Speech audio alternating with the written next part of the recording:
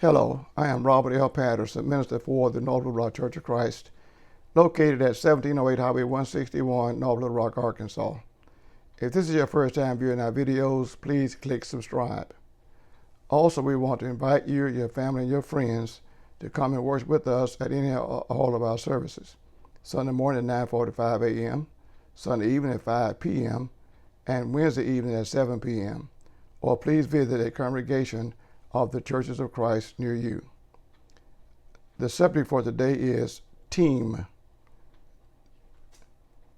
A team is a group of organized to work together, such as a group of human beings who are working together to build a better world where we can live in harmony with one another.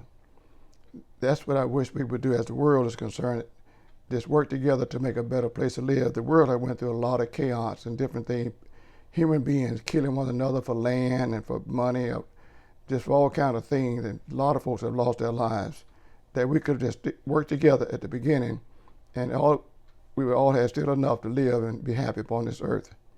A team of Christians is a group of Christians who are in a local congregation working together to grow that particular congregation. A lot of people think that one congregation ought to come to another one and help them to grow. That is not the way the Bible set it up. The Bible is designed for each congregation to work among their members to grow that particular congregation. In 2 Corinthians 6, verse 1, Paul said, "We then, as workers together with him, beseech you also that you receive not the grace of God in vain." There are a lot of congregations of the Church of Christ that's working in vain because we're not doing it the way that God said do it. We don't have no rights to set our own precedents on how to rule the church. We go by the scripture, the word of God, follow what the Bible teaches us to do, then we're going to be right all the way through. Joshua worked with a group of people, and the wall of Jericho fell. In Joshua chapter 6, verses 1, 2, 3, the Bible said, "Now Jericho was strictly shut up because of the children of Israel. None went out and none came in. And the Lord said unto Joshua, See, I have given unto thine hand Jericho, and the king thereof, and the mighty men of valor." In verse 3, the Bible said, "And ye shall compass the city, all ye men of war, and go round about the city once. Thus shalt thou do 6 days." Now, God gave some very good information to Joshua, very strictly, very understandable. In Joshua chapter 6, verse 4 and 5, watch what he said. "And 7 priests shall bear before the ark 7 times. The Bible said, Blow a horn, a ram horn, and this 7 days ye shall compass the city 7 times. And the priests shall blow with the trumpets. And it shall come to pass that when they make a loud blast with the ram horn," the Bible said, "and when you hear the sound of it, of the trumpet, all the people shall shout with a great shout, and the wall of the city shall fall down flat. And the people shall ascend to every man straightly before him." God said, all I want y'all to do is to go out there in a group, Jericho, march around this place, do it so many days, and then the priest said all they had to do was blow the horn, and the people made a great shout, and the wall fell down. If that can happen with people with no guns, no ammunition, no spears, just doing the will of God, if we do that same thing today, just do the will of God, do it like God say do it, and it's going to work just like God promised that it would work. Nehemiah worked with a group of people, and they built the wall of Jerusalem. In Nehemiah chapter 2, verses 17 and 18, "Then said I unto them, You see the distress that we are in, how Jerusalem lies waste, and the gate thereof are burned with fire. Come, and let us build up the wall of Jerusalem, that we be no more a reproach." The Bible said, if we just work together, and the way the shape the world is in, one country against another, if we was to stop doing that and just work together, we would stop all this reproach that one got against another. In verse 18, the Bible said, "Then I told them of the hand of my God, which was good upon me, as also the king word that he had spoken unto me. And they said, Let us rise up and build." So they strengthened themselves and built the wall and got for the work. we got to understand, ask God help us. Know that there are gospel preachers out here begging us. Let's build a wall. Let's go and show the world that we can be straight in the sight of God. We ain't got to be one hiding like we in some reproach from the people. Do what God said do and watch God do us like he did Joshua and like he did the people working with Nehemiah. God would help us. In Nehemiah 4, verse 4 through 6, the Bible says, "Hear, O our God, for we are despised and turn their reproach upon their own heads, and give them for a prey to the land of captivity. And cover not their iniquities, and let not their sins be blotted out from before thee. For they have provoked thee to anger before the builders. So build we the wall, and all the walls were joined together unto the half thereof, for the people had a mind to work." If these churches of Christ who believe God, if we just worked doing our own job at our own spot on the wall, when the judgment day comes, we can bring all them parts together and we all can make it to heaven. We don't have to be in the same town to work together. It means that we're just doing the will of God.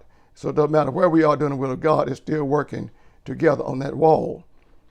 If all Christians of the churches of Christ in the entire world would understand that we all are partners in working together to save the sound of the mankind, save all the souls of mankind. In Luke chapter 5, verse 4 through 7, watch what the Lord teaches. "Now when he had left speaking, he said unto Simon, Launch out into the deep, and let down your net for a draught. And Simon answered, said unto him, Master, we have toiled all night, and have taken nothing. Nevertheless, at thy word, I will let down the net." In verse 6, the Bible said, "And when they had thus done, they enclosed a great multitude of fishes, and their net brake. And they beckoned unto their partnerships, which were in the other side, and that they should come and help them. And they came and filled both the ships, to that they both began to sink." See what happens when we are out doing the best we can to serve God. And if one of our congregations get overran, then we need somebody else to be there to take on some of them members. We're not trying to take members from a congregation. We're trying to give people to a congregation. And if we all work together as Christians should, that thing would really work. Notice verse number 5 through chapter 5, verse 8 through 11.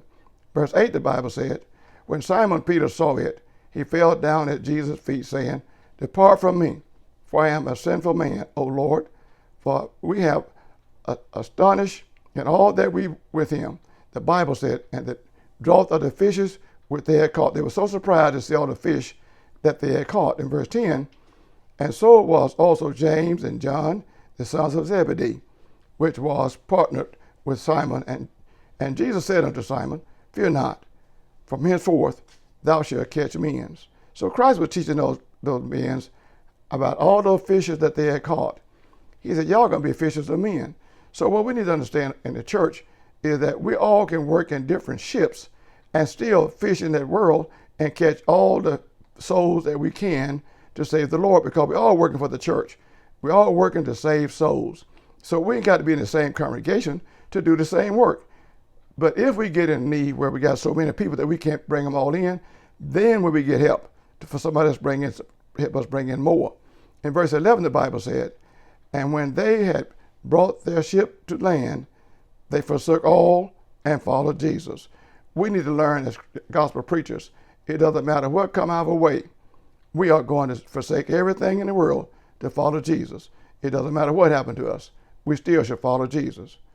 What greater team could that be in the sight of God than a team of biological family members and friends who live in close proximity to one another, who worship him in the same congregation of the Church of Christ?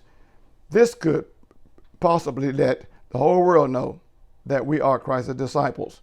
If we was in an area that we live in, and we got all of our family friends right around us, and look at the churches of Christ today, y'all, we are so scattered. We have churches of Christ that the husband and wife both are Christians.